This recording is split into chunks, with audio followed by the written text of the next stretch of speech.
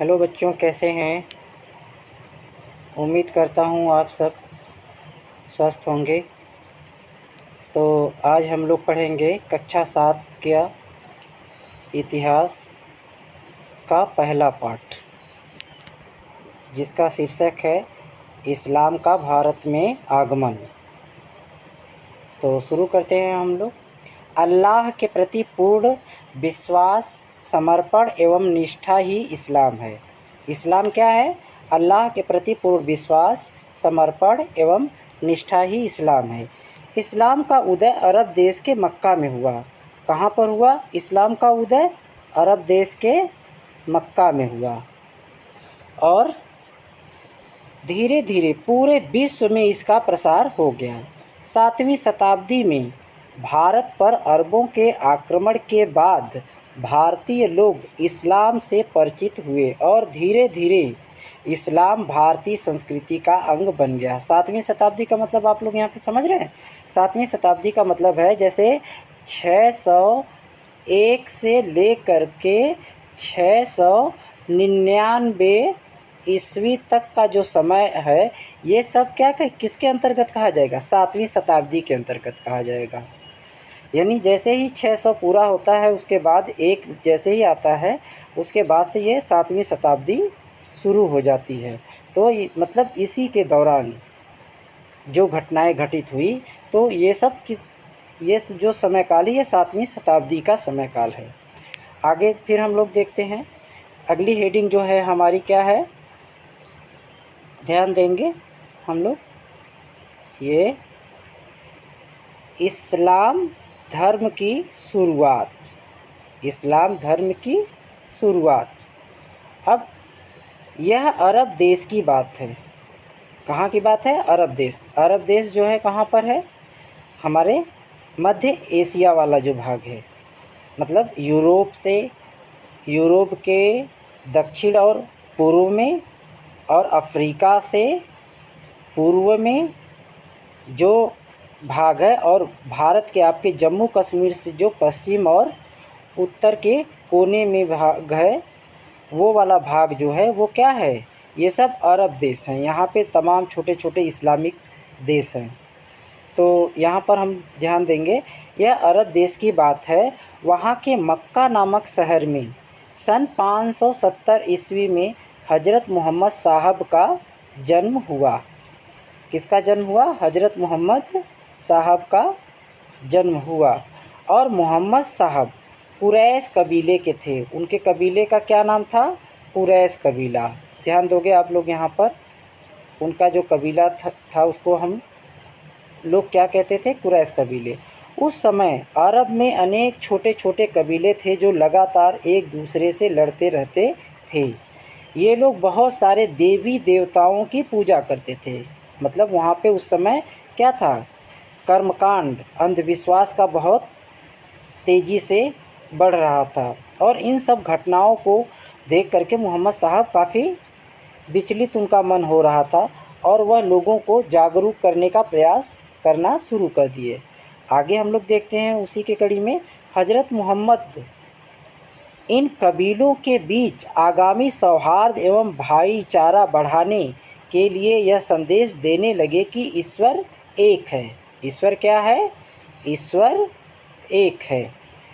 एकमात्र अल्लाह काबा मक्का, अल्लाह जो है काबा मक्का की सीधे और सरल तरीके से प्रार्थना करना, सीधे व सरल तरीके से प्रार्थना करनी चाहिए। काबा किसको कहते हैं? मक्का को कहते हैं। ध्यान दोगे आप लोग यहाँ पर। कभी कोई आपसे प्रश्न पूछे कि काबा किस शहर का नाम है, तो आप लोग क्या बताओगे? मक्का। मक्का का ही नाम काबा है। अब यहाँ पे आगे ध्यान दोगे, मोहम्मद साहब ने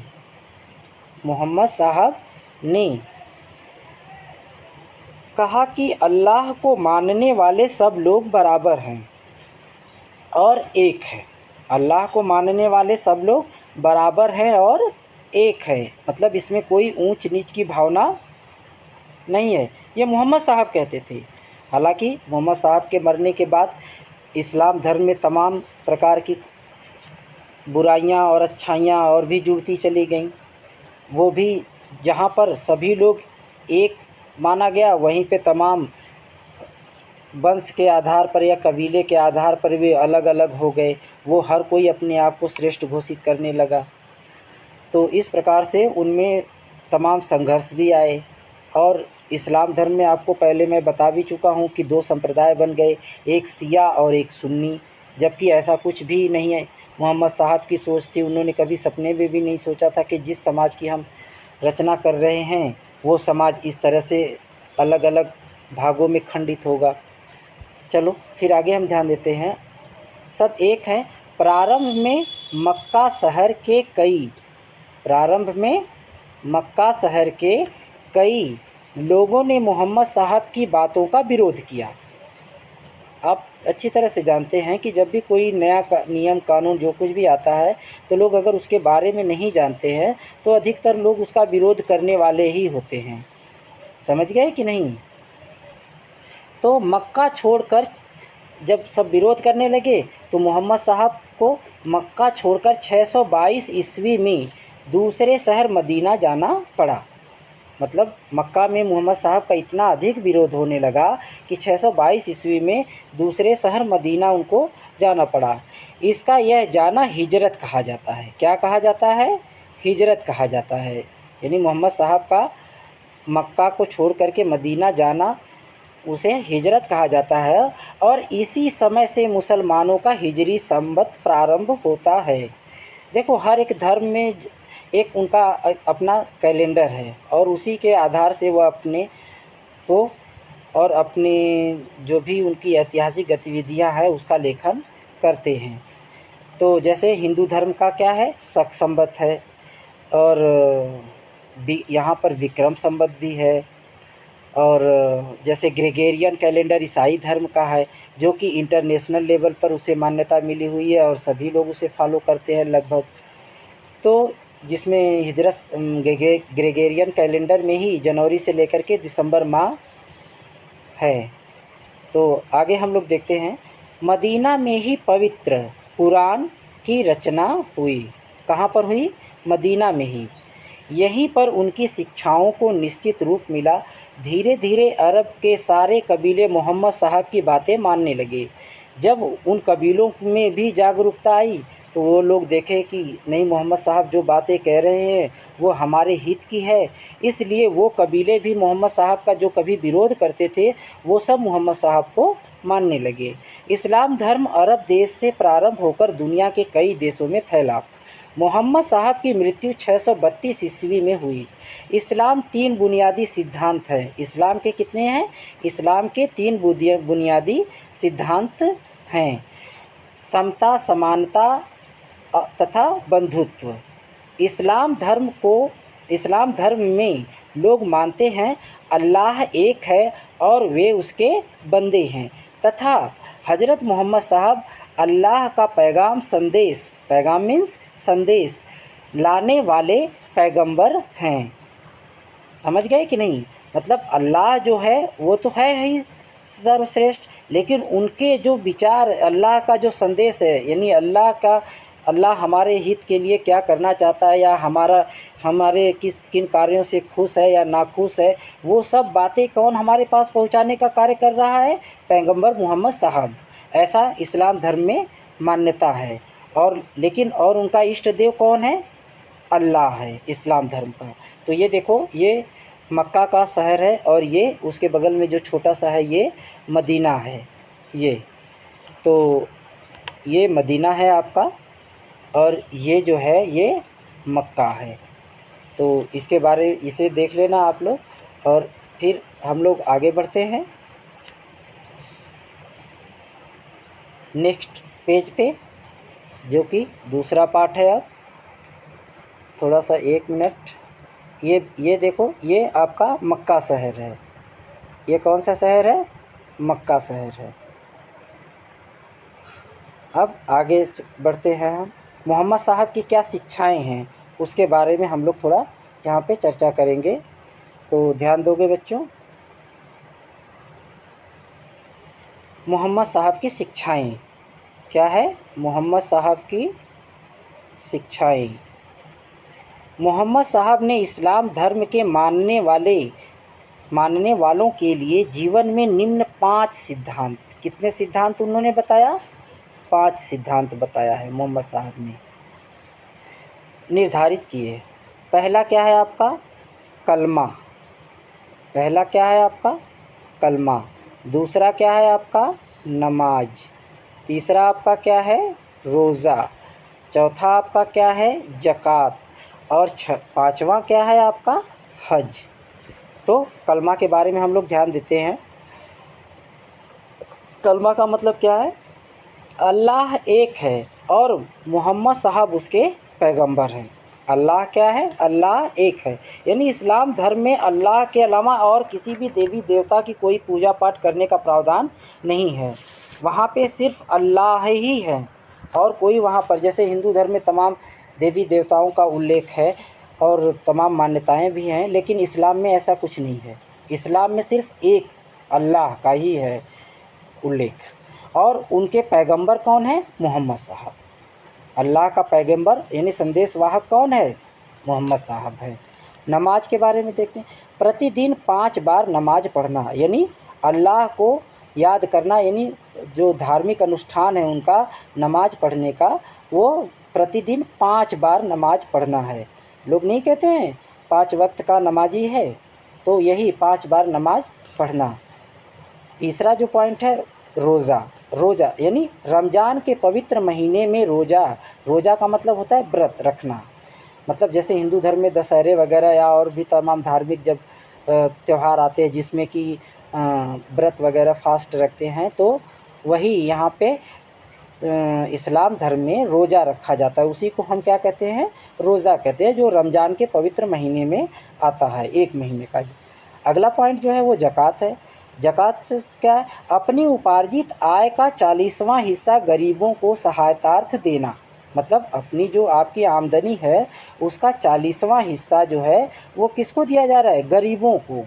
यानी जो गरीब हैं उनको जो धर्म का केंद्र होता है, जैसे मस्जिद हो गया, वहाँ पर ये अपने आय का 40वां हिस्सा जमा कर देते हैं और उस आय से गरीबों के लिए तमाम सहायतार्थ कार्य किए जाते हैं।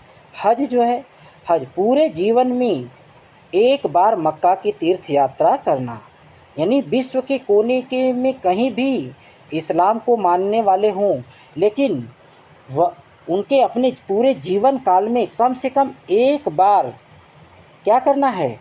मक्का आकर के हज करना चाहिए। ऐसा जो है इस्लाम धर्म में मान्यता है। आगे देखते हैं हम लोग।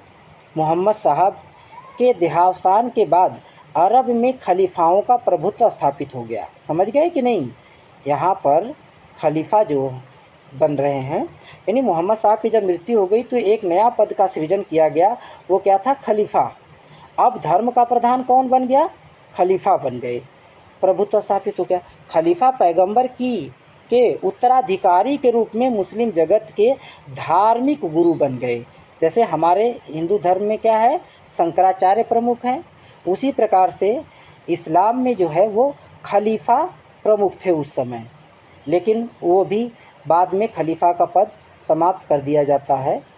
लेकिन शुरू में पैगंबर मोहम्मद साहब की मृत्यु के बाद धर्म की कमान किसके हाथों में आ जाती है? खलीफाओं के हाथ में आ जाती है। और खलीफा मुस्लिम जगत के धार्मिक गुरु तथा राजनीतिक प्रशासक होते हैं, यानी राजनीतिक प्रशासक भी वो होते हैं। इन्होंने अपना साम्राज्य अरब देश, सीरिया, कहाँ पर?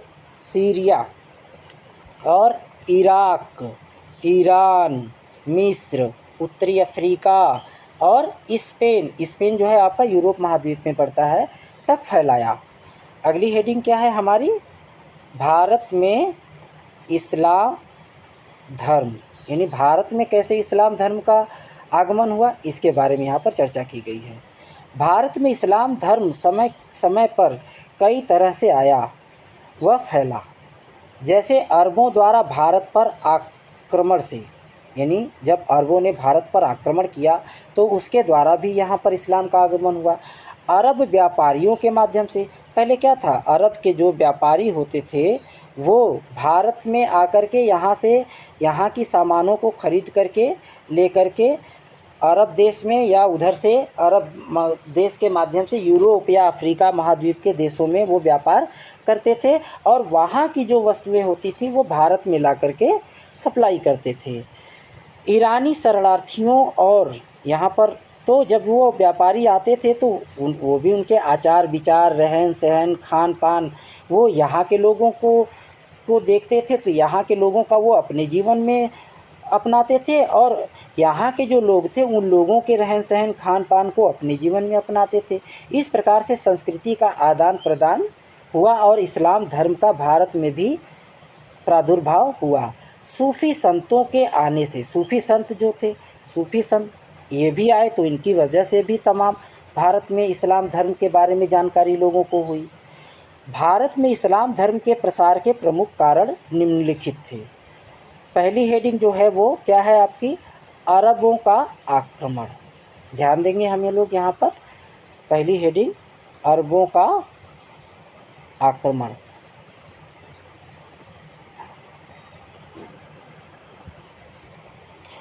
भारत पर अरबों का पहला आक्रमण खलीफा उमर, जो खलीफा थे उमर के समय में 636 ईस्वी में हुआ। कब हुआ, 636 ईस्वी में यहाँ पर हुआ कि थाना पश्चिमी तट पर हुआ। यह आक्रमण सफल नहीं हुआ, यह आक्रमण क्या हुआ, असफल रहा, सफलता उन्हें नहीं मिली इस आक्रमण में। इस आक्रमण से भारतीय लोग सबसे पहले इस्लाम धर्म के मानने वालों के संपर्क में आए। खलीफा उमर के समय में 636 ईस्वी में जो भारत के पश्चिमी तट पर आक्रमण हुआ उसमें क्या था, पहली बार जो है भारतीय जो इस्लाम धर्म के मानने वालों के संपर्क में आए। इसके बाद समय समय पर भारत पर अरबों का आक्रमण होता रहा। इसमें पूर्ण सफलता मोहम्मद बिन कासिम को मिली। यहाँ पर पूर्ण सफलता किसको मिली, मोहम्मद बिन कासिम को। मोहम्मद बिन कासिम 712 ईस्वी में सिंध के शासक राजा दाहिर को पराजित कर सिंध पर अरबों का राज्य स्थापित किया। तो बच्चों यहाँ पर हम थोड़ा सा एक जानकारी आपको यहाँ पे देंगे जो कि आपकी पुस्तक में तो नहीं है, लेकिन आगे जाओगे तो आप लोगों को यह काम आएगा।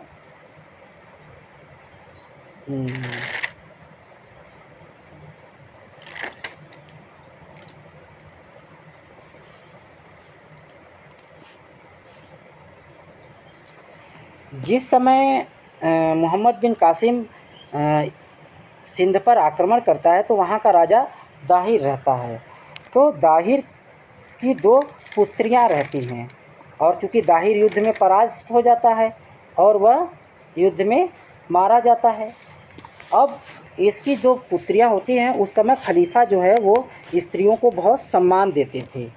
तो उसकी 2 जो उसकी पत्नी रहती है, दाहिर की पत्नी का नाम रहता है क्या, जानते हैं आप लोग? उसकी पत्नी का नाम रहता है उसकी पत्नी का नाम रहता है लाडी बेगम।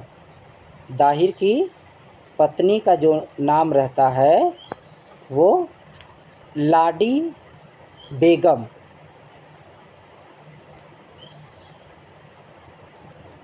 लाडी बेगम और उसकी 2 पत्नियां।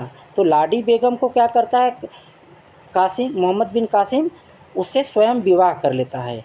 लेकिन उसकी 2 पुत्रियां रहती हैं, वो पुत्रियां रहती हैं वो एक रहती है सूर्य देवी, एक का क्या नाम रहता है, सूर्य देवी, और दूसरी का नाम रहता है परमाल देवी। परमाल देवी ये दोनों जो है जब इनके पिता युद्ध में परास्त हो जाते हैं तो ये दोनों सूर्य देवी और परमाल देवी खलीफा के पास जाती हैं और वहाँ पर ये कहती हैं कि मोहम्मद बिन कासिम हम लोगों के साथ बहुत अधिक दुर्व्यवहार किया, इससे खलीफा नाराज़ हो जाता है और वह मोहम्मद बिन कासिम को आदेश देता है कि वह गाय की खाल ओढ़ कर के हमारे सामने आएगा। लेकिन जैसे ही मोहम्मद बिन कासिम गाय की खाल ओढ़ता है वैसे ही उसकी मृत्यु हो जाती है और ये दोनों लड़कियां जो है काफ़ी खुश होकर के खलीफा से कहती हैं कि उसने मेरे साथ दुर्व्यवहार नहीं किया था। किसने? मोहम्मद बिन कासिम ने। मैं अपने पिता की मृत्यु का बदला लेना चाहती थी, इसलिए हम लोगों ने यह झूठ बोला था। तो जो खलीफा उमर खलीफा रहते हैं वो काफ़ी नाराज़ हो जाते हैं और वो आदेश देते हैं कि इन लोगों को घोड़े की पूँछ में बांधकर तब तक घसीटा जाए जब तक कि इनकी मृत्यु न हो जाए। और ऐसा ही होता है, उन्हें तब तक घसीटा जाता है जब तक कि वो मर नहीं जाती हैं। तो यहाँ पर ध्यान दोगे थोड़ा सा, जिस समय मोहम्मद बिन कासिम भारत पर आक्रमण करता है उस समय जो भारत की राजनीतिक स्थिति होती है इस मैप में दिया हुआ है और आपकी पुस्तक में भी एक मैप दिया हुआ है, उसमें आप लोग थोड़ा ध्यान दोगे। और यहाँ पर भी, और ये अरब व्यापारी हैं, देख रहे हो ये छोटा वाला जो पिक्चर है ये अरब व्यापारी हैं। और अब अगला पॉइंट हम लोग ध्यान देंगे यहाँ पर, तो ये रहा, कह रहा है कई अरब व्यापारी जो इस्लाम धर्म को मानते थे भारत के पश्चिमी तट पर व्यापार करने आए। कहाँ पर आए? पश्चिमी तट पर। पश्चिमी तट ही उनके करीब था, समझ रहे हैं ना, ये पश्चिमी तट ही उनके करीब था, इसीलिए वो वहीं पर उधर से ही व्यापार करते थे। कह रहा वहाँ के बंदरगाहों, बंदरगाह आप जानते हैं ना, बंदरगाह हम क्या कहते हैं, जैसे नदियों के किनारे स्नान करने के लिए घाट बने होते हैं, वैसे ही समुद्र के किनारे बड़े बड़े घाट बने होते हैं जहाँ पर कि बड़ी बड़ी नाव एवं जहाज़ें आकर के माल लोड करती हैं और माल उतारती हैं। तो इस प्रकार से उसे हम क्या कहते हैं? बंदरगाह कहते हैं। छोटी छोटी बस्तियां बनाकर बस गए, वहाँ बंदरगाहों पर वो क्या किए? छोटी छोटी बस्तियां बना करके बस गए और वहाँ पर वहीं से अपना माल विदेशों से लेकर आते थे तो वहाँ रखते थे और उस सामान को वहाँ से फिर धीरे धीरे बेचते थे और फिर भारत में जो सामान खरीद करके वो अन्य देश को लेकर जाते थे वो भी वहीं पे सामान ला करके इकट्ठा करते थे, फिर वो वही उन्हीं बंदरगाहों से वो सामान लोड करके विश्व के अन्य देशों में जा कर के उन सामानों को बेचते थे। राजाओं ने उन्हें बसने में मदद की। भारतीय जो राजा थे इन अरब व्यापारियों को बसने में क्या किए? मदद किए। उन्हें अपने घर गोदाम बनाने के लिए ज़मीन दी। इन व्यापारियों के प्रभाव से आसपास के लोग इस्लाम धर्म से परिचित हुए। समझ गए कि नहीं? अब जाहिर सी बात है जब वहाँ पे वो लोग रह रहे हैं तो वहाँ पर भी लोकल जो वहाँ के होंगे वो रह रहे होंगे, तो वो लोग भी इन लोगों के तमाम जो इस्लामिक कर्मकांड है या यानी जो नमाज पढ़ना है, रोज़ा वगैरह जो भी उनके धार्मिक अनुष्ठान है जब वो करते थे तो वो लोग देखते थे और ये लोग भारतीयों के भी कर्मकांड को देखते थे। लेकिन वही बात है ना, जिसे जो अच्छा लगता है वो उसे अपना लेता था। तो इस्लाम धर्म उस समय वैसे भी बहुत अधिक उसका प्रचार प्रसार हो रहा था। तमाम उसके जो इस्लामिक शासक होते थे वो अपने धर्म प्रचार प्रसार के लिए संघर्ष कर रहे थे। अगली पॉइंट हम लोग यहाँ पे ध्यान देंगे, तीसरी पॉइंट जो है भारत के उत्तरी हिस्सों में, भारत के कहाँ? उत्तरी हिस्सों में। उत्तरी हिस्सा कौन सा है आपका? जैसे पंजाब का आपका हो गया, हरियाणा हो गया आपका, दिल्ली हो गया और आपका उत्तर प्रदेश हो गया, हिमाचल प्रदेश हो गया, उत्तराखंड हो गया, ये इधर के जो भाग हैं बिहार वगैरह, ये सब क्या है? उत्तरी भारत है। इस्लाम धर्म की जानकारी ईरानी शरणार्थियों द्वारा आई। जो ईरानी शरणार्थी थे, ये शरणार्थी कौन थे इसके बारे में आगे हम अभी आएगा उस पर हम चर्चा करेंगे। सन 900 ईस्वी के लगभग ईरान देश पर तुर्क कबीले का हमला हो गया। यहाँ पर देखोगे उस समय जो तुर्क जो थे ये काफ़ी बर्बर और असभ्य किस्म के थे। जिधर भी जाते थे उधर इनके मार काट से लोग पूरा शहर का शहर, गांव का गांव खाली करके कहीं दूर पलायन चले कर जाते थे, यानी दूर चले जाते थे इनसे अपनी जान माल बचाने के लिए। तो ऐसे ही तुर्क उस समय इन लोगों का चरमोत्कर्ष था। अरब देश में तुर्कों का एकदम चरमोत्कर्ष था। ये जिधर भी जाते थे उधर मार काट करना शुरू कर देते थे, लूट पाट करना। इस प्रकार से इन लोगों से डर करके इन हमलों से, ध्यान दोगे यहाँ पर, इन हमलों से बचने के लिए कई ईरानी लोग भारत आए। अब जाहिर सी बात है यहाँ आकर के आए तो वो यहीं के होके रह गए। उनमें से कई लोग कारीगर थे और कई संत थे और कुछ सिपाही थे जो आए भारतीय शासकों की सेनाओं में शामिल हो गए। ये लोग क्या हुए, भारतीय शासकों की सेनाओं में शामिल हो गए जो सिपाही थे। ये ईरानी लोग मुसलमान थे, यानी ईरानी जो थे इस समय तक किस धर्म का अनुपालन करना शुरू कर दिए थे, ये पालन करना शुरू कर दिए थे इस्लाम का। इनके संपर्क में आकर बहुत से लोगों ने इस्लाम के बारे में जानकारी मिली, यानी जब ईरानियों के संपर्क में लोग आए तो इनको भी, भारत के जो लोग इस्लाम के संपर्क में आए तो उनको इस्लाम की जानकारी हुई। अगला पॉइंट हम देखेंगे 12वीं शताब्दी के अंतिम दशक में। 12वीं शताब्दी का मतलब समझ रहे हो ना, शताब्दी का मतलब होता है 100 साल की एक शताब्दी होती है। और यहाँ पे देखो एक शब्द आया है दशक। दशक जो हो जाए 10 वर्ष का एक दशक होता है, तो आप लोग इसे कंफ्यूज नहीं करोगे। मतलब 12वीं शताब्दी का मतलब है कि 12 यानी 1101 से लेकर के 1200 तक, तो ये 12वीं शताब्दी हो गई। अब कह रहा है अंतिम दशक। अंतिम दशक मतलब 1190 के से लेकर के 1200 के बीच की बात है। समझ रहे हो ना इस बात को। भारत में तुर्क लोगों ने, ध्यान दोगे यहाँ पे थोड़ा सा समझा दूँ, यानी 1190 से लेकर के 1200 ईस्वी तक के बीच की है। ये है अंतिम दशक, यानी 90 से लेकर के 10 वर्ष इसमें जोड़ दोगे तो 1200 हो जाएगा। तो यही अंतिम दशक है। इन्हीं 10 वर्षों के ये घटना के बारे में कह रहा है।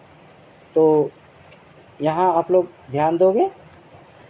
भारत में क्या हुआ, तुर्क लोगों ने अपना राज्य स्थापित किया था। यानी 12वीं शताब्दी के अंतिम दशक में भारत में तुर्क लोगों ने अपना राज्य स्थापित किया था। इस समय तक तुर्क लोग भी इस्लाम धर्म मानने लगे थे। इस समय तक तुर्क क्या थे, इस्लाम धर्म मानने लगे थे। तुर्कों के साथ बड़ी संख्या में ईरानी, अफ़गानी, खुरासानी लोग भी भारत आए। यानी तुर्कों की, चूँकि उनकी एक बहुत विशाल सेना थी और उस सेना में कौन थे, ईरानी, अफ़गानी, खुरासानी लोग भी थे, तो वो लोग भी उनके साथ साथ भारत में आकर के बस गए।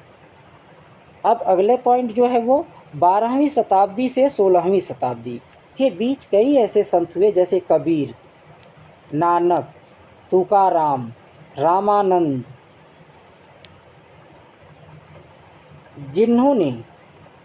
जिन्होंने साधारण भाषा में दोहे और गीत गाए जो ईश्वर के प्रति भक्ति भाव से भरे थे।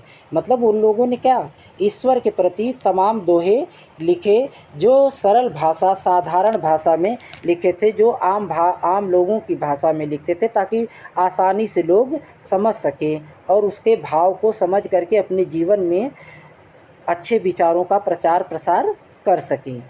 इन्हीं भक्तों संतों की तरह कई मुसलमान संत भी थे जो सूफी संत कहलाए। समझ गए कि नहीं, ये कौन कहलाए, सूफी संत कहलाए। अजमेर में ख्वाजा मोइनुद्दीन चिश्ती, अजमेर में कौन, ख्वाजा मोइनुद्दीन चिश्ती। पंजाब में बाबा फरीद, दिल्ली के निजामुद्दीन औलिया बहुत जाने माने सूफी थे। यानी उस समय ये लोगों का समाज में काफ़ी वर्चस्व था। ये समाज को बहुत सारे लोग, बहुत अधिक लोगों का प्रतिनिधित्व उस समय कर रहे थे। सूफ़ी संतों के विचार, सूफ़ी संतों के जो विचार थे, विचार भक्त संतों के विचार से मिलते थे। यानी जो भारत में जो थे तमाम, जैसे कबीर हुए, नानक, तुकाराम, रामानंद, इन लोगों के विचार से सूफ़ी संत जो ख्वाजा मोइनुद्दीन चिश्ती जो हो गए, बाबा फ़रीद हो गए, निज़ामुद्दीन औलिया हो गए, इन लोगों के विचार आपस में काफ़ी मिलते जुलते थे। सूफ़ियों ने इस बात पर जोर दिया कि सच्चे दिल से अल्लाह को प्रेम करना व अपने बुरे कामों का पश्चाताप करना अल्लाह को पाने का सही तरीका है। यदि आप मान लो जब तक आप अल्लाह को नहीं जानते थे या आपको अच्छे बुरे की पहचान नहीं थी, अगर आपने जो पहले बुरे कर्म किए थे उसके बाद आपको अगर ये पता चल रहा है कि अल्लाह एक कोई एक शक्ति है, तो उसको सच्चे दिल से उनको प्रेम करो और बुरे कार्यों का पश्चाताप, यानी जो आपने पीछे बुरे कार्य किया था उसका पश्चाताप करने का मतलब क्या है? पश्चाताप मतलब समाज में अब अच्छे व्यवहार अपनाओ, लोगों को उसके साथ बुरे व्यवहार से पेश न आओ। तो वही क्या है? अल्लाह को पाने का सही तरीका है। इन संतों के विचारों की मदद से हिंदू मुसलमान लोगों ने एक दूसरे के धर्म की समान बातें समझी। यानी जो अच्छाई थी वो हिंदू धर्म और इस्लाम धर्म की दोनों एक दूसरे के विचारों को समझे। और क्या हुआ? लोगों के बीच यह विचार बैठने लगा कि एक ही ईश्वर है।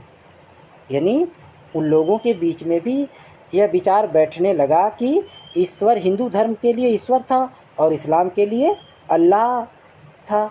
जैसे ईसाई धर्म के लिए गॉड है, तो जैसे उसमें धर्म का प्रमुख कौन है? यीशु है, महाराज यीशु। तो ईश्वर है, उसे अल्लाह, ईश्वर, परमेश्वर, भगवान जैसे नामों से जाना जाता है। तो मिलने जुलने के फ़ायदे, यानी इस्लामिक लोगों के मिलने से भारतीयों को और उन लोगों इस्लामियों मतलब मुस्लिमों को क्या फ़ायदा हुआ? जब दो अलग अलग संस्कृति के लोग आपस में मिलते हैं तो एक दूसरे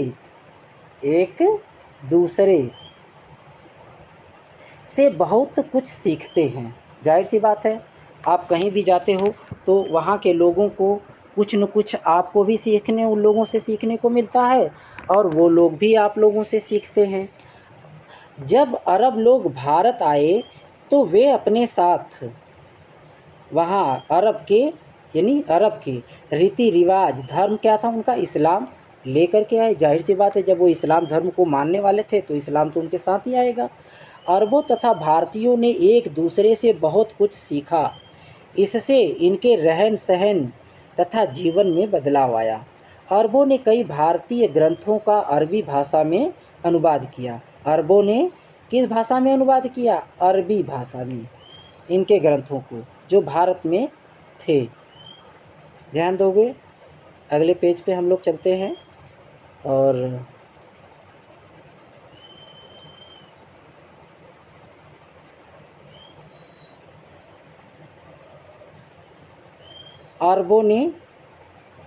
भारतीयों ने अरबों से सीखा। अब भारतीयों ने अरबों से क्या सीखा? तो अब यहाँ पर जैसे कागज़ बनाना, चरखे से सूत काटना, सिले हुए कपड़े, सलवार कमीज, खान पान, कचौड़ी, समोसा बनाना अरबों ने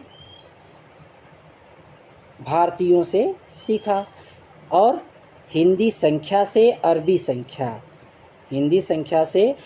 संख्या बनाना, संख्याओं की गणना करना, ज्योतिष, गणित, शतरंज का खेल, भारतीय संगीत, चिकित्सा शास्त्र में आयुर्वेद। उस समय एक ही पद्धति थी, क्या? आयुर्वेद। क्या आप जानते हैं शतरंज की शुरुआत भारत में हुई?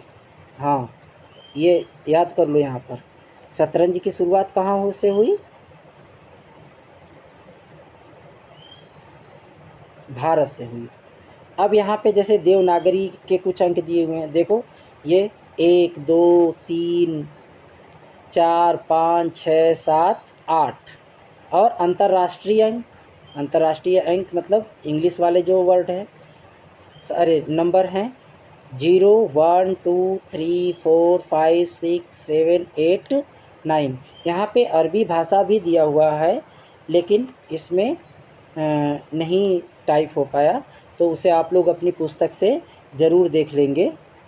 और तुर्कों के आगमन के समय भारत, यानी जब तुर्कों का भारत में आगमन हुआ उस समय भारत की स्थिति क्या थी, उसके बारे में अब हम यहाँ पर चर्चा करेंगे।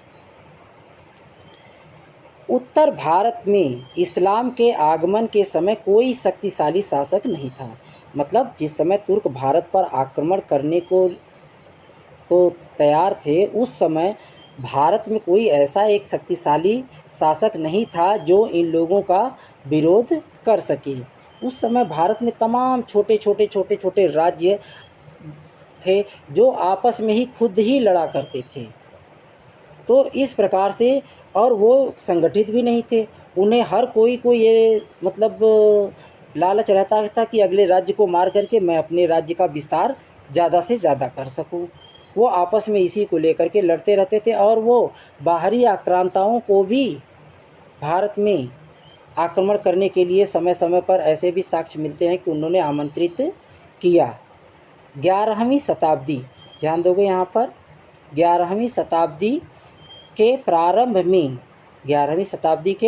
प्रारंभ में भारतवर्ष 100 से अधिक छोटी छोटी राजनीतिक इकाइयों अथवा राज्यों में विभक्त हो चुका था। समझ लो, यानी 11वीं शताब्दी में भारत 100 से अधिक, जो आपका वर्तमान जो पूरा भारत आप देख रहे हो, ये बांग्लादेश भी और पाकिस्तान भी उस समय था, तो इन सब को ले करके उस समय मतलब लगभग कितने 100, लगभग बता रहा है, अधिक भी हो सकते हैं उससे कुछ, और कुछ कम भी हो सकते हैं।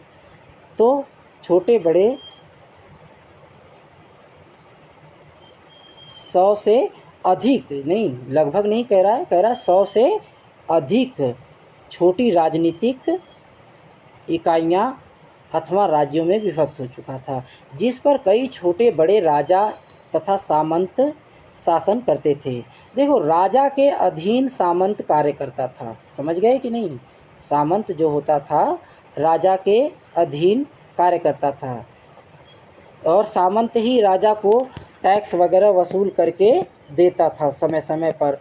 और जब राजा युद्ध के लिए कहीं जाता था तो सामंत के पास भी एक राजा की तरह ही सेना होती थी, वो लोग भी राजा की सहायता करते थे। इसमें अधिकांश राजपूत थे, इनमें अधिकांश क्या थे? राजपूत थे। अतः इस युग को राजपूत युग कहा गया, यानी राजपूतों की उस समय संख्या अधिक थी, इसलिए इस काल को ही क्या कह दिया गया? राजपूत युग। इन छोटे छोटे राज्यों के शासक व्यक्तिगत महत्वाकांक्षा की पूर्ति हेतु, व्यक्तिगत मतलब निजी स्वार्थ से संबंधित है, निजी अपने स्वार्थ की पूर्ति हेतु राज्य विस्तार में संलग्न हो गए। यानी उनके जो विचार थे वह लोक कल्याणकारी नहीं थे, उनके व्यक्तिगत महत्वाकांक्षा, यानी वह अपने महत्वाकांक्षा को ध्यान में रख करके कार्य करते थे, न कि जनता की। वो सोचते थे कि मैं कितने अधिक से अधिक भूभाग का मालिक बन जाऊं और कितना बड़ा से बड़ा साम्राज्य स्थापित कर लूँ, इसलिए वो आपस में ही एक दूसरे से संघर्ष कर रहे थे। इसके परिणाम स्वरूप राजनीतिक अव्यवस्था और बढ़ गई। जाहिर सी बात है, जब आपस में वो संघर्ष कर रहे हैं तो राजनीतिक अव्यवस्था बढ़ेगी ही बढ़ेगी। ऐसे में केंद्रीय सत्ता का ह्रास स्वाभाविक था। समाज जाति पाति तथा भेदभाव के बंधन पर आधारित था। इस समय जाति व्यवस्था में और अधिक कठोरता आ गई थी।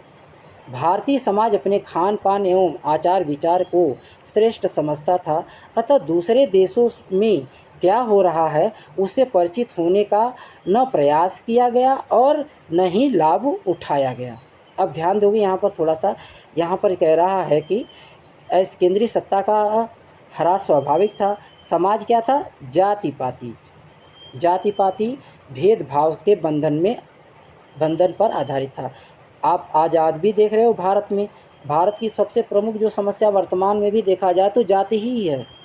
यानी हर कोई अपने अपने को जाति श्रेष्ठ घोषित करने में लगा हुआ है और जाति जाति को देख करके एक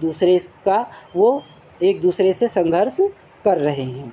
अब तो तमाम छोटी छोटी पार्टियां जो बनी हैं वो जाति आधारित ही पार्टियां बनी हुई हैं और जो जाति का नेतृत्व करने वाले नेता हैं वो जनता सोचती है कि ये हमारे जाति के हैं तो हमारा कल्याण करेंगे, लेकिन ऐसा कुछ नहीं हो रहा है। सिर्फ वो अपना निजी स्वार्थ पूर्ति करने में लगे हुए हैं और जनता का कल्याण करने के लिए वो आगे नहीं आ रहे हैं। ऐसे ही सिर्फ ऐसे कुछ स्टेटमेंट दे देंगे जिससे लगेगा कि नहीं नहीं ये हमारे हित के कार्य कर रहे हैं, लेकिन अगर वास्तव में जो पढ़ा लिखा वर्ग है उनकी इस नीतियों से परिचित हो चुका है और वह इन लोगों को उतना पसंद नहीं करता है। लेकिन फिर भी भारत की चूँकि बहुत अधिक आबादी अशिक्षित है, इसलिए उनके शिक्षा का अभाव होने से वो अशिक्षित होने के कारण जो नेता हैं उनको बहुत अच्छी तरह से या आसानी से कह लो बरगला देते हैं और अपनी राजनीतिक रोटियां आराम से सेकते हैं। खैर चलो, जो भी है हम आगे यहाँ देखते हैं। इस समय जाति व्यवस्था में और अधिक कठोरता आ गई। यानी कब? जब तुर्क यानी 12वीं शताब्दी के प्रारंभ में इस समय जाति व्यवस्था में और कठोरता आ गई।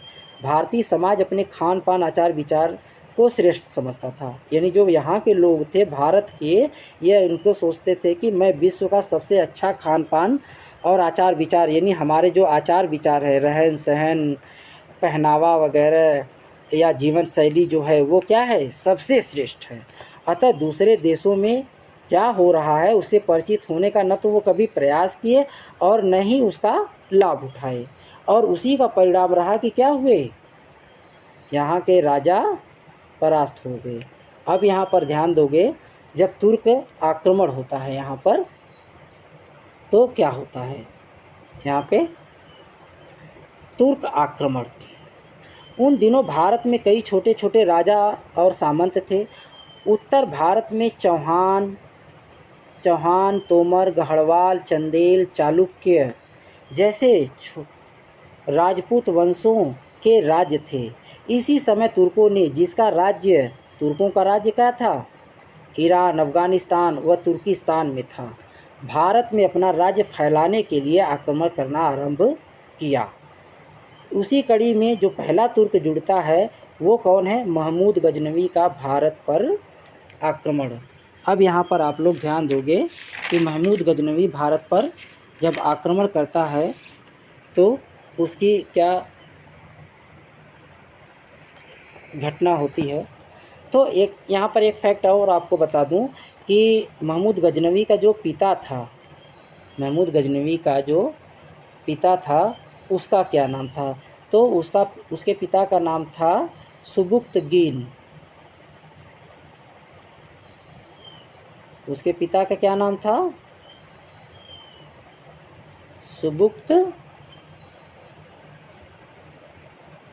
उसके पिता का नाम था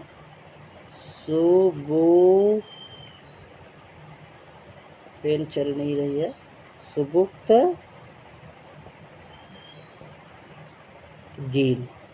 इसे ध्यान दोगे, ये महमूद गजनवी के पिता का नाम था। ये इसके जब पिता की मृत्यु हो जाती है तब यह सुबुक्तगीन जो है यह गजनी का शासक रहता है। महमूद गजनवी जो है ये गजनी, यानी गजनी एक जगह का नाम है और वहीं का यह था, तो इसीलिए यह अपने नाम के आगे गजनी या गजनवी लगाता था। तो महमूद गजनी यह एशिया में स्थित अफ़गानिस्तान, या गजनी कहाँ पड़ता है, अफ़गानिस्तान में एक छोटे से राज्य, यानी अफ़गानिस्तान के एक छोटे से राज्य का पैगंबर साहब के उत्तराधिकारियों या खलीफा के साम्राज्य से स्वतंत्र हो गए थे। महमूद गजनवी हो गए थे और ये अपने आप को क्या कहलाते थे, सुल्तान। इसलिए इन राज्यों को सल्तनत या सुल्तनत, सल्तनत को ही सुल्तनत कहा गया। तुर्क लोगों द्वारा पहला बड़ा हमला तब हुआ जब गजनी यानी अफ़गानिस्तान में ही है के महमूद गजनवी नाम के तुर्क राजा ने भास पर हमला किया। समझ गए कि नहीं? भारत पर, भास नहीं है, भारत पर, ये भास जो है ये भारत पर है ना। भारत पर आक्रमण या हमला किया, पर वह भारत में राज्य नहीं करना चाहता था। वह भारत में क्या राज्य नहीं करना चाहता था। उसकी नज़रें ईरान, अफ़गानिस्तान, खुरासान में के क्षेत्र में ही दूसरे तुर्क राजाओं को हराकर अपने राज्य गजनी को बढ़ाने में लगी हुई थी। अब यहाँ पे ध्यान दोगे, महमूद गजनवी भारत में राज्य नहीं करना चाहता था, तो फिर वह भारत क्यों आया? इसलिए कि वह अपनी सेना में क्या ध्यान देंगे यहाँ पर, वह अपनी सेना में क्या परिवर्तन करना चाहता था। ये देख लो थोड़ा सा, ये महमूद गजनवी है और ये है जो आपका सोमनाथ, गुजरात के जो सौराष्ट्र राज्य में पड़ता है, वह सोमनाथ का मंदिर है। तो बनाने के लिए धन जुटाने की कोशिश कर रहा था। वह अपनी सेना को शक्तिशाली बनाने के लिए क्या करना चाहता था? धन जुटाने की कोशिश कर रहा था। इस कोशिश में उसने 1000 ईस्वी, यहाँ पर 16 मिसप्रिंट हो गया है, 1000 ईस्वी, ध्यान दोगे यहाँ पे 1000 ईस्वी से 1025 ईस्वी तक 17 बार विभिन्न राजपूत राजाओं पर आक्रमण किया। यानी चूँकि उधर नज़दीक में राजपूत ही थे तो उन पर आक्रमण किया। उसने कई राजाओं को हराकर उनके धन पर कब्जा किया। उन दिनों मंदिरों और बौद्ध मठों को तोड़ा व लूटा। यानी उन मंदिरों और बौद्ध मठों को तोड़ा व लूटा जिनमें बहुत दौलत इकट्ठी हुई थी। देखो इस बात को ध्यान दो कि मंदिर उस समय चूँकि लोगों का धर्म पर बहुत अधिक विश्वास था और जो धर्म के केंद्र थे, जैसे हिंदू धर्म में मंदिर, बौद्ध धर्म में मठ, तो यहाँ पर जो लोग चढ़ावा चढ़ाते थे उन चढ़ावों की वजह से बहुत अधिक धन मंदिर और मठों में इकट्ठा हो गया था। और ये बात महमूद गजनवी को बहुत अच्छी तरह से पता थी, इसलिए उसने बौद्ध मठों व मंदिरों को ही अपना टारगेट बनाया। और इसी कड़ी में वह क्या काम किया, वह लास्ट में जो 1025 ईस्वी में सोमनाथ मंदिर पर सबसे प्रसिद्ध आक्रमण जो है वह किया। सोमनाथ का मंदिर अभी आप लोगों ने देखा, ये रहा सोमनाथ का मंदिर और ये रहा महमूद गजनवी। तो आगे देखते हैं हम लोग। सोमनाथ मंदिर गुजरात के सौराष्ट्र क्षेत्र के वेरावल में स्थित है। सोमनाथ का मंदिर जो है वह कहाँ, गुजरात के सौराष्ट्र प्रांत के वेरावल में स्थित है। ये 12 ज्योतिर्लिंगों में से एक है। यानी हिंदू धर्म में ज्योतिर्लिंग जो है तो उन 12 ज्योतिर्लिंग है और उन 12 ज्योतिर्लिंगों में से जो सोमनाथ का मंदिर है वह एक है, यानी प्रमुख है। इन मंदिरों को इस मंदिर को कई बार आक्रमणकारियों ने नुकसान पहुंचाया। आधुनिक मंदिर का निर्माण, आधुनिक यानी सोमनाथ का आधुनिक जो मंदिर बना है कि नहीं, उसका निर्माण कौन करवाया? सरदार वल्लभ भाई पटेल। अब भारत के प्रथम राष्ट्रपति डॉक्टर राजेंद्र प्रसाद के हाथों 11 मई 1991, कब? 11 मई 1991 को यहाँ ज्योतिर्लिंग की स्थापना हुई। अगली हेडिंग देखोगे, ध्यान दोगे अब आप लोग। अलबरूनी की दृष्टि में भारत। अलबरूनी मध्य एशिया का प्रसिद्ध विद्वान था। अलबरूनी जो था वह मध्य एशिया का प्रसिद्ध विद्वान था। इसका मूल नाम था अबू रेहान मोहम्मद बिन अहमद।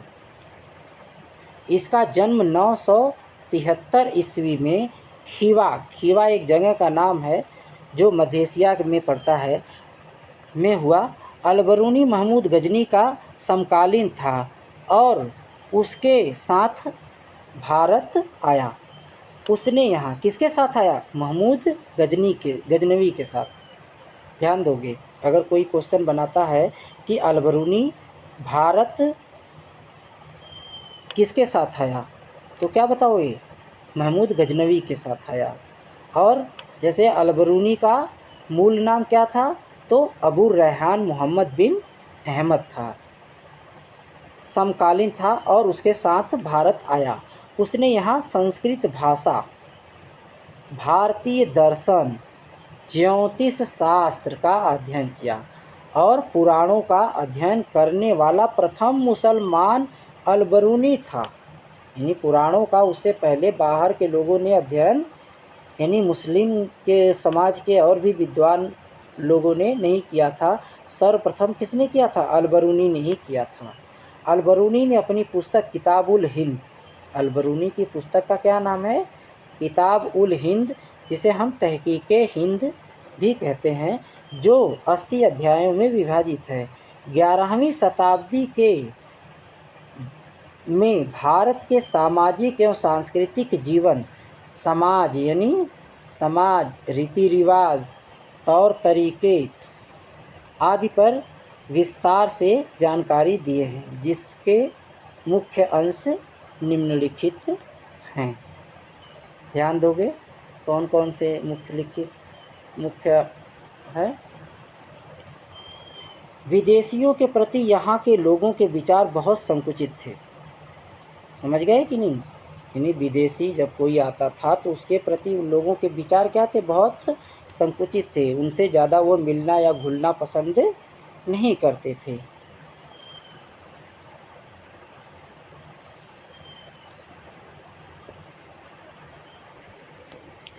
विदेशियों के प्रति यहाँ के लोगों के विचार बहुत संकुचित थे। विदेशियों के तौर तरीके, पहनावे के तरीके, खान पान उन्हें पसंद नहीं थे। इन्हीं कारणों से वे उन्हें म्लेच्छ कहते थे। यानी भारतीय लोग विदेशियों को क्या कहते थे? म्लेच्छ कहते थे। और भारत के लोग अपने अपने पारंपरिक व्यवसाय को ही अपनाते थे। पारंपरिक व्यवसाय का मतलब क्या है? यानी जो उनकी पीढ़ी दर पीढ़ी जिस कार्य को करते आ रहे हैं, जैसे बढ़ई का कार्य करने वाला, बढ़ई जो है लकड़ी का कार्य करने वाला, यानी वो जो कर रहा है वही यानी पीढ़ी दर पीढ़ी होता चला आ रहा है। जो लुहार है, जैसे जो कुम्हार है, ये सब जो कार्य करते हुए चले आ रहे हैं। मोची है, और भी जो कृषि कार्य करने वाले हैं, हलवाई जो है, या जो भेड़ चराने का, या जो पशुपालन करने का, यानी जो कार्य जो कर रहा है, या जो छत्रित्व का कार्य कर रहा है, या जो समाज में ब्राह्मण है जो पूजा पाठ हवन वगैरह या शिक्षा का जो कार्य कर रहा है, वो है। क्योंकि हम जानते हैं कि भारतीय समाज 4 वर्णों में बटा हुआ था। बताया भी हूँ आपके 4 वर्ण थे। 4 वर्णों में कौन था? एक सबसे ऊपर कौन था? ब्राह्मण था। दूसरे नंबर पर कौन था? क्षत्रिय था। और तीसरे नंबर पर कौन था? वैश्य था समाज में। और चौथे नंबर पर कौन था? जो शूद्र था। शूद्र। ब्राह्मण जो था ये शिक्षा का कार्य करता था। क्षत्रिय जो था ये युद्ध का कार्य करता था। वैश्य जो था ये व्यापार का या जो व्यापारिक गतिविधियां होता था उसका कार्य। और शूद्र जो था वो हर कार्य करता था, जैसे किसानी हो गया, दूध काढ़ने का कार्य हो गया, और बढ़ई का कार्य हो गया, लुहार का, कुम्हार का, और भी जितने भी कार्य थे वो सभी क्या थे, वो शूद्र वर्ण में आते थे। तो यानी और इन जो चौथा वर्ण था शूद्र वर्ण, इसको इन तीनों वर्णों की सेवा करने का अधिकार दिया गया था। यानी उनके जो कर्तव्य थे वो अपने कार्यों के द्वारा उनकी सेवा करना। तो इस प्रकार की सामाजिक व्यवस्था यहाँ पर थी। तो इसी प्रकार से जो जिस कार्य को करता हुआ चला आ रहा था वही उसका पारंपरिक व्यवसाय था और वही वो करते थे। सभी को भोजन अलग अलग थाल में परोसा जाता था। अलबरूनी क्या कह रहा है, सभी को यानी यहाँ पे जो भारतीय लोग थे उनको खाना अलग अलग थाल में यानी थाली में परोसा जाता था और वे एक साथ नहीं खाते थे। मतलब आप अक्सरतः या अभी भी यहाँ पर है समाज में देखते हैं कि एक थाली में लोग बहुत कम लोग खाते हैं। यानी फैमिली मेम्बर में ही आप देख लो, सभी के लिए अलग अलग खाना निकाला जाता है, सब अलग अलग खाते हैं। लेकिन मैं कई बार मुस्लिमों में तमाम जो अरब कंट्रीज़ के जो हैं वहाँ पर एक ही थाल में मतलब एक तरफ से रख दिया जाता है और उसमें से सभी अपने से ले लेकर के खाना खाते हैं। वहाँ पे मतलब कोई उनको खाना देने वाला, जैसे कि इस समय वर्तमान में क्या है, जो शादी विवाह में जो है, जो अब जो वेस्टर्न कल्चर चला हुआ है,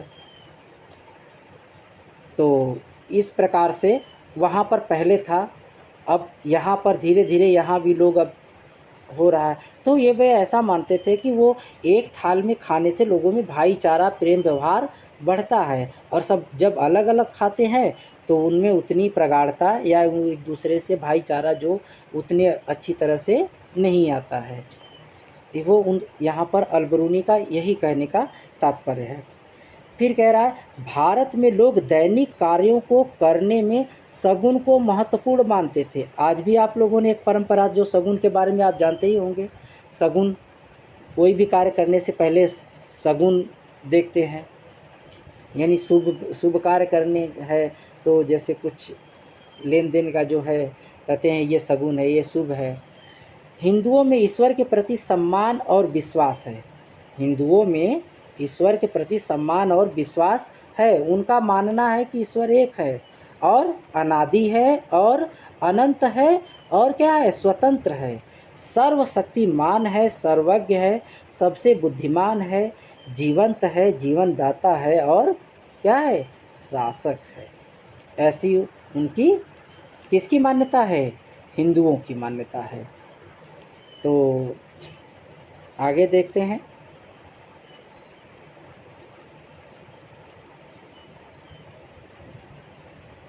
ये मोहम्मद गोरी को आप लोग ध्यान दोगे।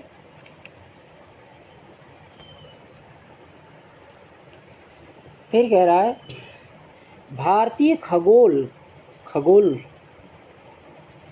और खगोल विज्ञान, यानी जो भूगोल से में जो भूगोल में है, तो व्यवस्था 5 सिद्धांत के रूप में दी गई है।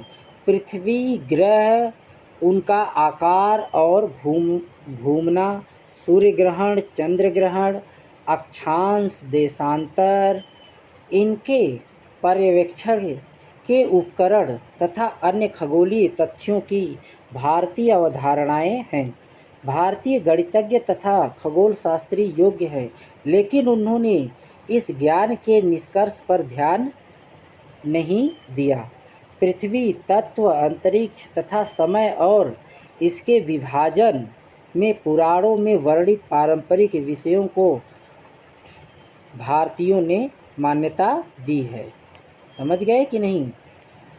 अब यहाँ पे थोड़ा सा ये देखोगे मोहम्मद गोरी के बारे में है। ये है मोहम्मद गोरी और इसके बारे में हम लोग आज यहाँ पे चर्चा करेंगे मोहम्मद गोरी के बारे में। मोहम्मद गोरी ये रहा और पृथ्वीराज चौहान नीचे रहे। और मोहम्मद गोरी पृथ्वीराज का चौहान के बारे में आप अच्छी तरह से जानते ही हैं। मोहम्मद गोरी यानी गोरी गोर अफ़गानिस्तान में एक जगह का नाम है। मोहम्मद गोरी अफ़गानिस्तान के गोर नामक स्थान का था। अफ़गानिस्तान में एक स्थान गोर है, वहीं का वह रहने वाला था। उसने गजनी पर यानी गौर के बगल में क्या था, गजनी। गजनी पर 1173 से 74 ईस्वी में अधिकार कर लिया। कौन कर लिया? मोहम्मद गौरी ने गजनी पर। भारत पर उसका पहला आक्रमण 1175 ईस्वी में मुल्तान पर हुआ। मुल्तान वर्तमान में कहाँ पड़ता है? पाकिस्तान में पड़ता है। तो पहला आक्रमण उसका कब होता है? 1175 ईस्वी में। और महमूद गजनवी का अंतिम आक्रमण कब होता है भारत पर? सोमनाथ के मंदिर पर। याद है? याद करो, ये आप लोगों के लिए है। तो मुल्तान पर विजय करने के बाद गौरी ने गुजरात पर 1178 ईस्वी में आक्रमण किया। यहाँ उसे चालुक्य वंश के राजा मूलराज द्वितीय ने अपनी साहसी विधवा माँ नायिका देवी के नेतृत्व में आबू पहाड़ के निकट पराजित किया। किसने किसको पराजित किया? मूलराज द्वितीय ने मोहम्मद गौरी को परास्त किया। यह भारत में उसकी पहली पराजय थी। किसकी पहली पराजय थी? मोहम्मद गौरी की।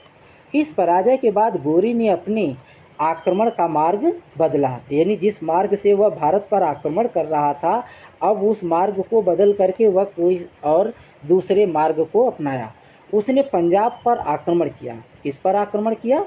पंजाब पर। और 1190 ईस्वी तक उसने संपूर्ण पंजाब को क्या किया? जीत लिया। पंजाब जीतने के बाद उसकी राज्य की सीमाएं दिल्ली अजमेर के शासक पृथ्वीराज तृतीय या पृथ्वीराज चौहान के राज्य से मिलने लगी। अब ये रहे आपके पृथ्वीराज चौहान। इनके बारे में अब हम लोग देखेंगे। यहाँ पर पृथ्वीराज चौहान जिन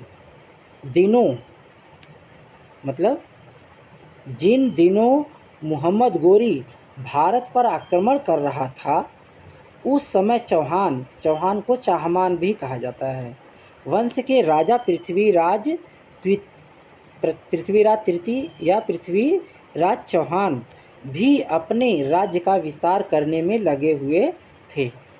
पृथ्वीराज चौहान एक वीर, साहसी एवं योग्य सेना नायक था। उन्होंने कई राजपूत शासकों को पराजित किया। उन्होंने कई राजपूत, यानी देखो यहाँ पर भी ध्यान दो, ये राजपूत आपस में ही लड़ रहे हैं।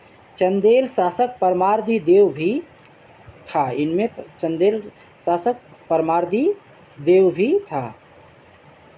परमार्दी देव के आल्हा उदल बहुत वीर योद्धा थे। नाम के लोक प्रसिद्ध सेना नायकों ने भीषण युद्ध किया, पर वे युद्ध में क्या हुए? मारे गए।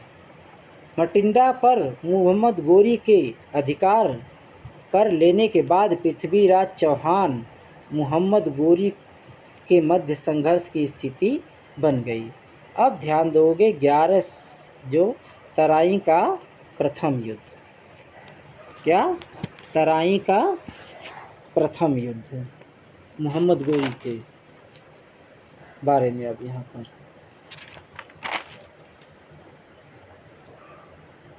एक मिनट थोड़ा सा।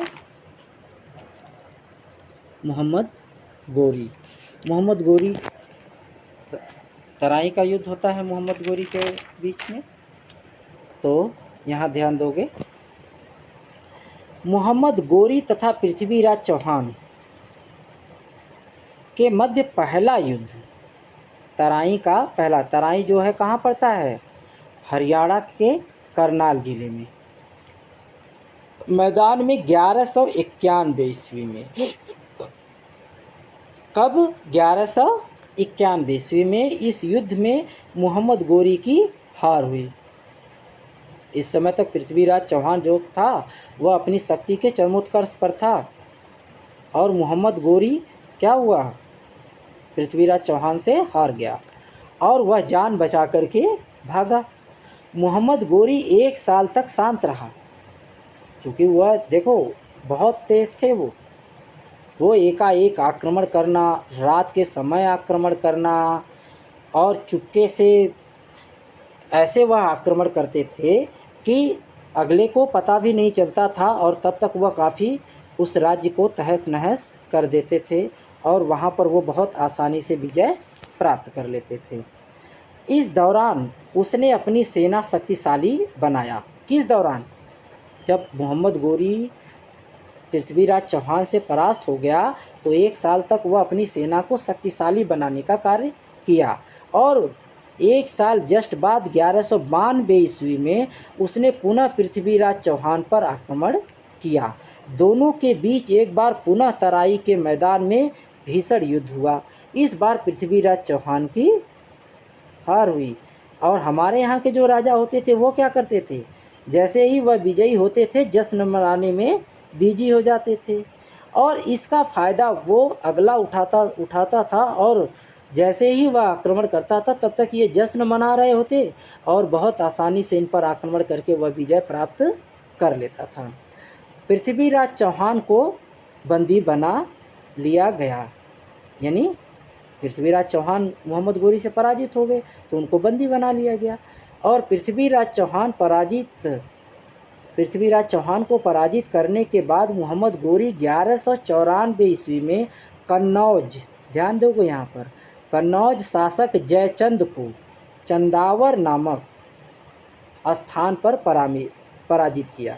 मोहम्मद गोरी एवं उनके सेना नायकों ने ग्वालियर, बयाना, बिहार एवं बंगाल पर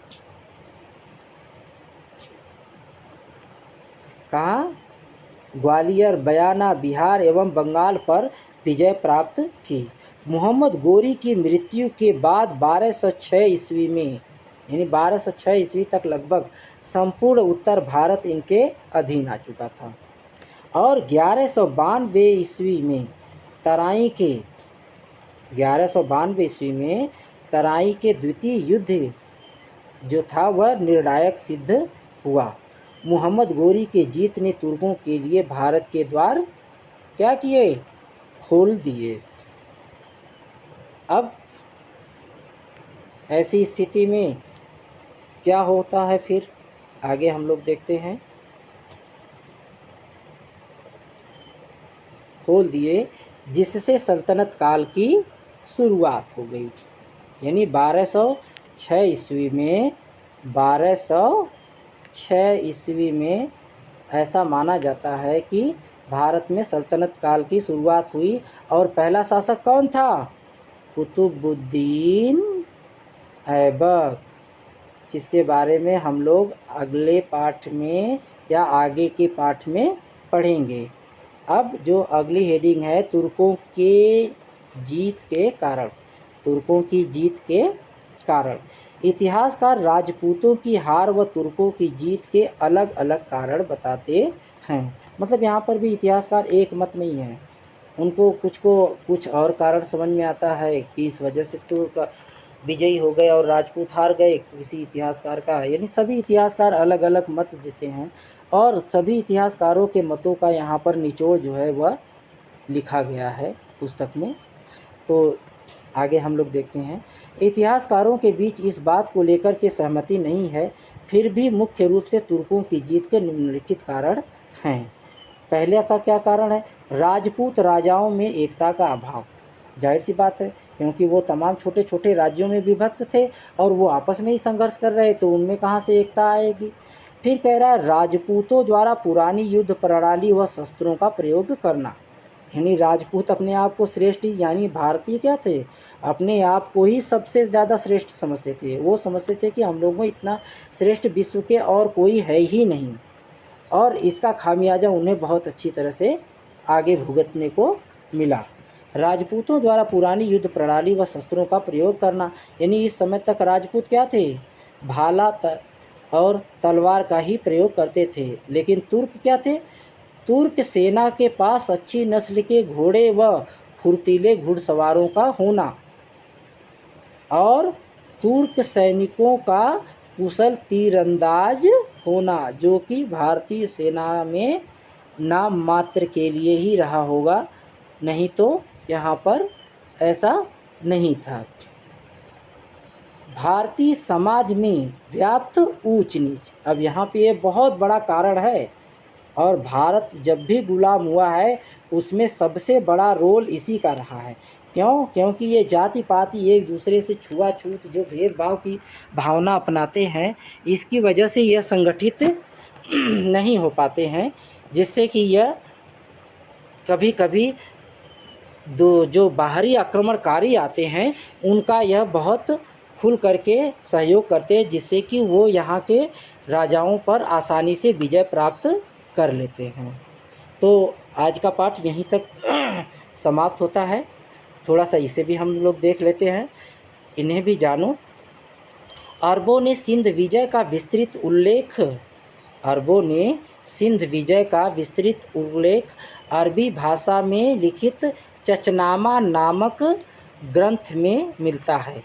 सिंध विजय के बाद अरब आक्रमणकारी मीर कासिम के बारे में अभी बताया ना, उसकी जो सिंध पर आक्रमण किया था और दाहिर को परास्त कर दिया था, जिसकी पत्नी को उसको खुद अपना लिया और उसकी 2 लड़कियां थी जिन्होंने इसे खलीफा के द्वारा मरवा दिया।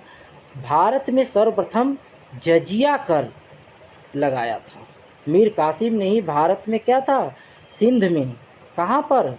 सिंध विजय किया तो सिंध में ही उसने। और जजिया कर किससे लिया जाता था? गैर मुसलमानों से। गैर मुसलमानों का मतलब जो इस्लाम धर्म को मानने वाले नहीं थे, जैसे हिंदू हो गए, सिख हो गए, जैन हो गए, बौद्ध हो गए, ईसाई हो गए, ये सब, यानी जो इस्लाम धर्म के अलग हट करके जो भी थे सभी से ये, यानी उनके क्षेत्र में जो रहते थे सभी पर इन्होंने जजिया कर लगाए। एक जजिया कर एक धार्मिक कर था, जो इस्लाम को नहीं मानते थे वो लोग जजिया कर दे करके वह किसी भी धर्म का पालन कर सकते थे। अल-बरूनी की पुस्तक, अब ध्यान दोगे यहाँ पर, अल-बरूनी की पुस्तक किताबुल हिंद को अंग्रेजी भाषा में सर्वप्रथम अनुवाद, यानी अंग्रेजी, ये किस भाषा में थी? अरबी भाषा में। किताबुल हिंद कौन सी भाषा में थी? अरबी भाषा में थी। तो इसको किसमें? अंग्रेजी भाषा में सचाऊ ने, तथा हिंदी भाषा में अनुवाद जो था वो किसने किया? रजनीकांत शर्मा द्वारा किया गया।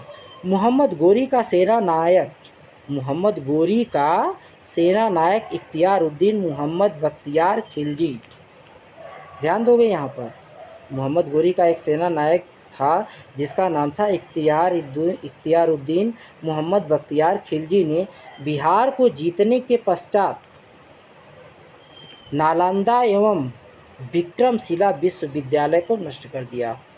नालंदा और विक्रमशिला ये 2 बहुत उस समय प्रमुख शिक्षा के केंद्र थे और इसने इन सबको क्या किया? नष्ट कर दिया। तो अब कुछ प्रमुख शब्दावली है, जैसे तुर्क कौन थे? तुर्क मध्य एशिया व तुर्किस्तान के क्षेत्रों में रहने वाली एक जाति थी, यानी वो कबीले के रूप में।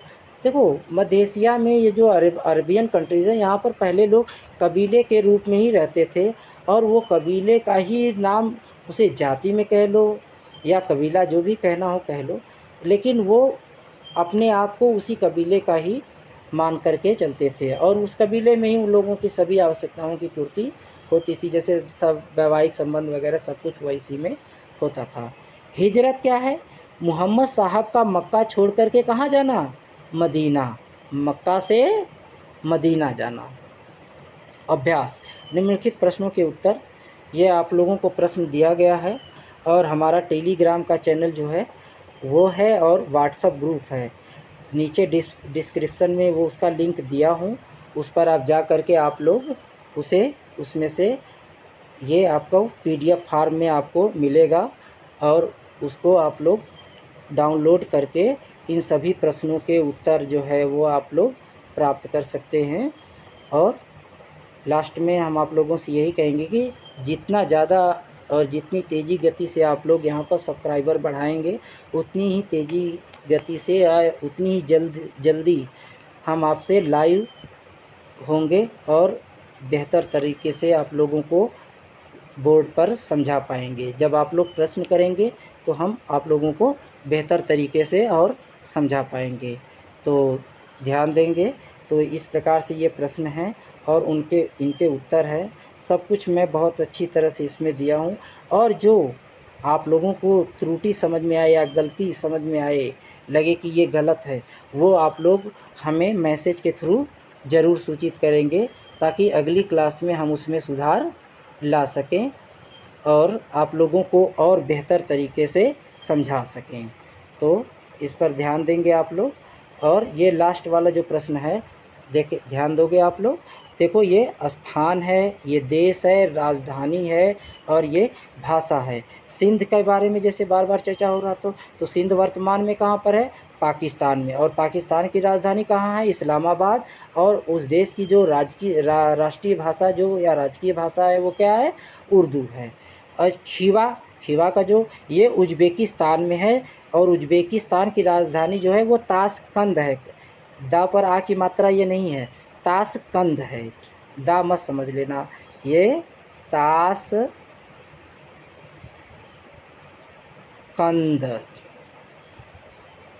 ये ऐसे है, ताशकंद। और वहाँ की जो भाषा है वो उज़्बेक है, यानी उज़्बेकिस्तान की भाषा क्या है? उज़्बेक। और गजनी जो है बार बार बता रहा था अफ़गानिस्तान में है, और इसकी राजधानी, अफ़गानिस्तान की राजधानी कहाँ है? काबुल। और वहाँ की जो भाषा है दरी फ़ारसी पश्तो भाषा।